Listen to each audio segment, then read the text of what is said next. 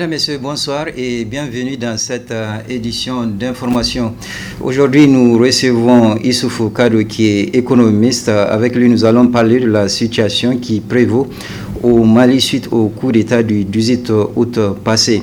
Mais avant de revenir à lui, retenez que les acteurs de la société civile nigérienne, à savoir Munkaila Halidou du SINASEB, également secrétaire général de la CNT, Mekul Zodi et Moudi Moussa du mouvement Tournons la page Niger, vont passer leur 159e nuit de détention dans les maisons d'arrêt de Daïkaina, Walam et Kolo dans la région de Telaberi. Ils ont été tous arrêtés à la suite de la manifestation pacifique du 15 mars 2020 pour dénoncer le détournement de plusieurs milliards de francs CFA au ministère de la Défense nationale. Depuis leur arrestation, des voix s'élèvent ici au Niger et à l'international pour exiger leur libération. Le coup d'État qui a renversé le président Ibrahim Boubacar Keïta le 18 août passé est arrivé au moment où beaucoup d'Africains cherchaient à se convaincre que le temps des coups d'État est terminé. Alors, qu'est-ce qui provoque les coups d'État et comment faire pour y mettre fin? Détail dans le reportage qui va suivre. Le célèbre et sage écrivain malien Amadou Hampâté-Bâ l'avait écrit dans un de ses livres. Il n'y a pas de petite querelle. Ibeka aurait dû écouter son peuple. Malheureusement, il ne l'a pas fait. L'ignorance à l'endroit de cette conjoncture est alors lourde de conséquences pour le président Ibrahim Boubacar Keïta qui a été renversé par un coup d'État.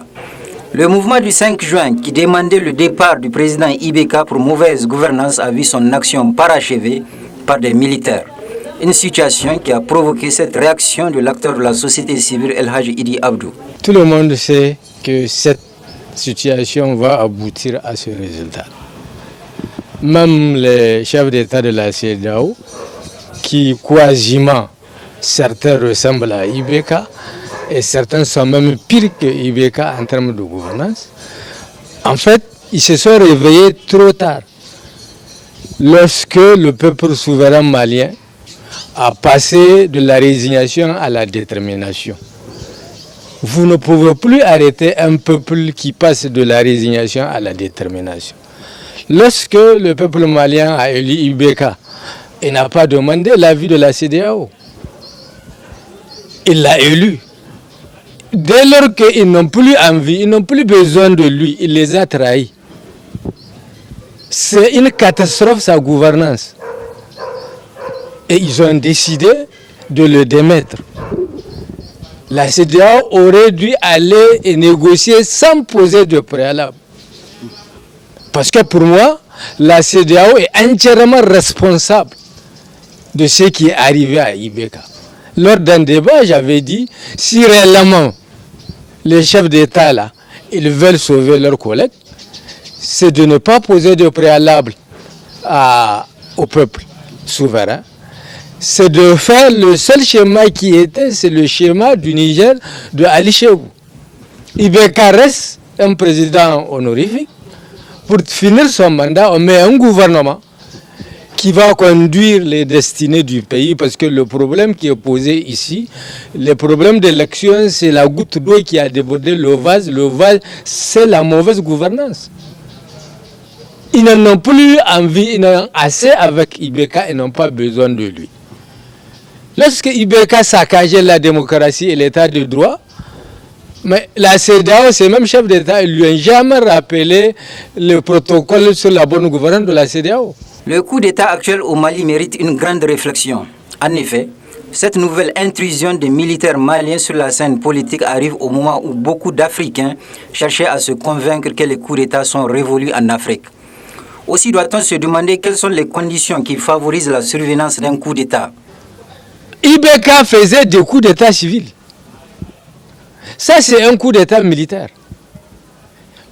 Mais tant que les dirigeants que nous élisons, ou que nos peuples élisent entre guillemets, tant que ces dirigeants, une fois élus, ils narguent, ils méprisent les citoyens, ils deviennent des prédateurs des biens publics, mais il sera difficile d'éviter ce genre d'action. Ce genre d'action où on les exclut totalement, c'est dans un état de démocratie. Mais quand vous venez, vous commencez à torpiller. dès votre prise de fonction, vous regardez comment torpiller la Constitution parce que les gens ne veulent plus quitter. Parce que les gens ne gèrent pas. Ils viennent pour s'enrichir. Les gens viennent pour eux. Tant qu'on va élire des hommes d'affaires, embusquer un politicien, une fois arrivé, ils cherchent l'argent et le pouvoir.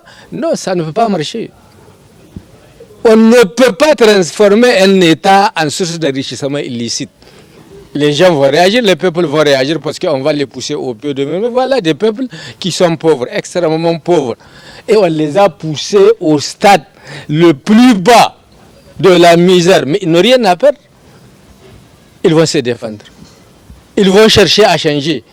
Donc le problème, c'est cette gouvernance. Vous voyez maintenant, les gens, maintenant la mode, c'est le 3e mandat.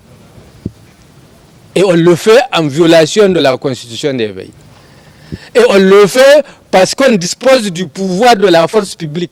Enfin, les anomalies de gouvernance qui contribuent à l'occurrence des coups d'État en Afrique sont toujours présents et le plus souvent exacerbés par des dirigeants complètement désorientés qui se sont éloignés des aspirations de leur peuple. Pourtant, le remède contre les coups d'État est simple. Il suffit de respecter scrupuleusement les règles démocratiques. Issuf Kado, bonsoir. Bonsoir. Alors, avec le coup d'État du 18 août au Mali, est-ce à dire que la période de coup d'État en Afrique n'est pas encore révolue? Bon, la période de coup d'État en Afrique, on peut bel et bien dire qu'elle n'est pas révolue avec le problème qui s'est posé au Mali. En réalité, qu'est-ce qui amène le coup d'État? Pour le cas du Mali, vous savez très bien, c'est un problème de la gouvernance économique et de la gouvernance démocratique. Il y a le problème de la corruption, il y a des détournements des deniers publics. Ce qui a encore exacerbé la crise au Mali, il y avait, je crois, une trentaine de députés qu'on a fait élire de manière frauduleusement. La Cour constitutionnelle qui est là, au lieu d'abriter, elle a abrité, jugé, elle a validé la fraude. Ça a exacerbé. Bon, le problème du Mali, c'est un problème qui date de 2011. Hein. Si vous vous rappelez, en 2012, ils ont chassé Ibi et l'autre, le général Amadou Toumani Touré. On pensait avec le départ du général Amadou Toumani Touré, les civils qui vont venir aller tirer les leçons et essayer de pratiquer une bonne gestion de la gouvernance démocratique et gouvernance économique. Malheureusement, ça n'a pas été le cas. La société civile, chaque fois que vous essayez d'étouffer l'expression démocratique, les gens ont toujours des couloirs pour s'exprimer. Je crois que c'est ce qui s'est passé. Et c'est une tradition en Afrique. Hein. Et chaque fois que les gouvernants au pouvoir n'arrivent pas à accéder à la demande populaire, il faut toujours une force organisée pour arbitrer. Et c'est l'armée qui est la mieux organisée et je pense qu'ils ont arbitré. Maintenant, quand on regarde même la méthode que l'armée malienne a utilisée, on peut dire que les militaires ont évolué eux aussi, ils ont adopté des stratégies, ils sont devenus très intelligents, ils ont opéré avec les civils et ils ont dit qu'ils ne suspendent pas la Constitution. Donc il n'y a pas eu suspension de constitution. Ils ont intervenu pour éviter à leur pays le pire. Parce que s'il n'y avait pas ce coup d'État, Dieu seul sait ce qui va arriver au Mali. Moi je pense que la période de coup d'État, pour qu'on puisse dire qu'on va en finir, il faudrait que les hommes politiques africains dans leur ensemble, quand ils viennent au pouvoir, qu'ils pratiquent la bonne gouvernance. C'est-à-dire pratiquer la démocratie. Quand le peuple a envie de manifester, laissez les gens manifester, recevez-les, écoutez-les. Ce qui est possible, faites ce qui n'est pas possible. Mais quand vous essayez d'étouffer les gens, ils ont toujours des couloirs pour se faire entendre. Et c'est ça qui amène cette série de coups d'État. Tant qu'il n'y aura pas de la justice sociale, de la bonne gouvernance, de la bonne gestion des ressources financières en Afrique, il y aura toujours des forces organisées qui vont essayer d'arbitrer. Puisque la jeunesse africaine maintenant, elle a évolué, elle est clairvoyante. Hein. Dès qu'il y a des problèmes, les gens manifestent. Il y a des gens qui sont prêts au sacrifice. Vous pouvez continuer à massacrer, mais l'armée, elle est chargée de l'intégrité du territoire. Si ça ne va pas, c'est elle qui est concernée. Elle est obligée de sortir de son silence pour arbitrer. C'est ça qui amène le coup d'État en Afrique. S'il y a des bonnes gouvernances, la justice sociale, l'armée n'a pas de raison de sortir. Vous avez vu quand ils sont sortis, ils ont fait leur coup d'État. À un moment donné, il y a eu des condamnations de principe de l'ONU, de la CEDEAO et autres. C'est des condamnations de principe. Mais quand on analyse sérieusement la situation, l'armée malienne n'a pas tort de le renverser. Elle a sauvé ce qui peut être sauvé. Bon, la médaille à son revers, souvent les militaires, quand ils viennent, c'est vrai, ils mettent de l'ordre. Mais il y en a parmi eux qui profitent pour saccager les biens publics aussi. Il y en a qui s'emplissent les poches. Si vous vous rappelez, au Niger, nous sommes à notre 4e coup d'État. J'ai connu une époque d'une transition militaire où ça a fait 9 mois sans payer de salaire. Les gens se sont remplis des poches, ils organisent les élections et ils s'en vont. C'est ça le revers de la médaille. Mais on ne peut pas faire les omelettes sans casser les yeux, comme disent les militaires. Bon, il faut faire avec. Si les civils n'arrivent pas à s'organiser pour pratiquer la bonne gestion du pouvoir politique, on va toujours assister à ce genre de situation. C'est difficile de les arrêter. Maintenant, la CEDEAO est ferme dans sa condamnation du coup d'État au Mali. Alors, comment analysez-vous la position de la CEDEAO? Bon, moi je pense que la position de la CEDEAO, elle a été prise dans la précipitation et puis dans l'émotion. Bon, c'est normal que la CEDEAO condamne, puisque dans ces textes interdisent les changements anticonstitutionnels du pouvoir sans passer par les urnes. C'est vrai. Mais c'est que la CEDEAO elle a une part de responsabilité de ce qui s'est passé au Mali. Si vous vous rappelez, depuis 2011, la crise, elle s'est vissée. Avec le départ de Toumani Touré, les gens auraient dû conseiller au président actuel de changer de gouvernance. Malheureusement, quand il a pris le pouvoir, il n'a pas changé de gouvernance. Les protocoles d'accord, les protocoles additionnels sur la démocratie et la bonne gouvernance de la CEDEAO, c'est vrai, interdit les changements. Mais il y a des principes d'appliquer la bonne gouvernance, de respecter les manifestations, le droit de s'organiser, de créer des associations, permettre aux associations de manifester quand elles ne sont pas contentes d'encadrer. Mais tout ça, là, au Mali, ça n'a pas été le cas. Quand les forces sociales ont commencé à manifester, les forces de l'ordre ont tiré, il y a près de 50 morts, plus de 90 sont à l'hôpital. Donc, dans une situation pareille, la CEDEAO n'a rien dit, ce que j'ai remarqué. Ils n'ont même pas fait cas de 50 ans de morts et d'une 90 des personnes qui sont à l'hôpital. Mais les militaires, là, eux, quand ils ont opéré le changement, en réalité, ils ont donné un coup de pouce à la société civile et aux partis politiques. Il n'y a pas, d'après ce que nous avons appris et ce que nous avons constaté, il n'y a pas eu de blessés, il n'y a pas eu de morts. Donc c'est un coup d'État sans tir non tiré, il n'y a pas eu de tir d'armes. Donc ce qui veut dire que Ibeka, même sa garde rapprochée, l'a lâché. Puisque vous ne pouvez pas venir prendre un chef d'État comme un pigeon, personne n'a réagi. C'est après, je crois, récemment, là, ils ont commencé à organiser un semblant de protestation, puisqu'ils ont constaté qu'il y a un vide. Quand les militaires sont venus les prendre, il n'y a pas eu, sa garde n'a pas riposté. Ce qui veut dire même l'armée s'est entendue. Ils ont compris qu'il faut sauver le pays au lieu de se canarder entre eux comme ils le disent. Moi je pense que c'est comme ça que moi je vois les choses. Et maintenant, comment faire pour mettre fin au coup d'État dans les pays africains? Pour mettre fin au coup d'État dans les pays africains, moi je pense que la CEDEAO aurait dû profiter de ce qui se passe actuellement au Mali pour transformer cette situation en une opportunité pour engager des réflexions, opérer des réformes dans la gestion de la gouvernance économique, de la gestion de la gouvernance politique, et intégrer les coups d'État en Afrique dans leur système. Puisque c'est une réalité qui est là, on vit avec, chaque fois on condamne, mais souvent ça s'opère avec la complicité des grandes puissances. Vous avez vu quand on a amené le dossier au Conseil de sécurité pour sanctionner le Mali, il y a deux grandes puissances, pas les moindres, qui ont profité de leur droit de veto pour refuser.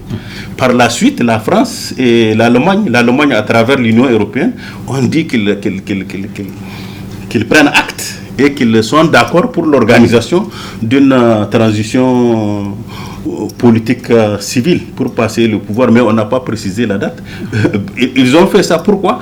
Parce que Si les Français et les Européens avaient pris la même position que la CEDEAO, Dieu seul sait où on va arriver, puisque c'est un problème de géopolitique et de géostratégie. Les Français veulent se positionner à partir du Mali. Les Russes, les Chinois, les Américains, tout ça c'est la géopolitique. Si les Français n'avaient pas vite accepté la junte, les Russes, eux, ils avaient les terrains favorables, ils sont aux aguets, les grandes puissances, ils ne cherchent que des petites failles comme ça pour se positionner. Donc, vous voyez le problème. La CEDEAO, il lui a manqué de stratégie et de réflexion.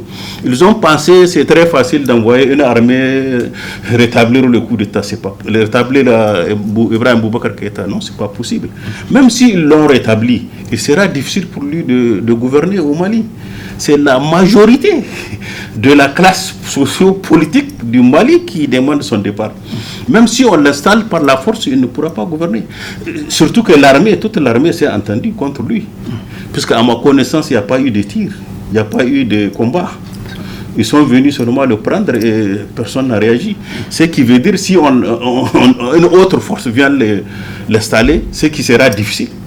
La seule issue maintenant, c'est de négocier avec les militaires. Je crois entendre que la délégation actuelle est en train de discuter dans ce sens, pour voir comment ils vont les aider à transférer le pouvoir aux civils dans les meilleurs délais.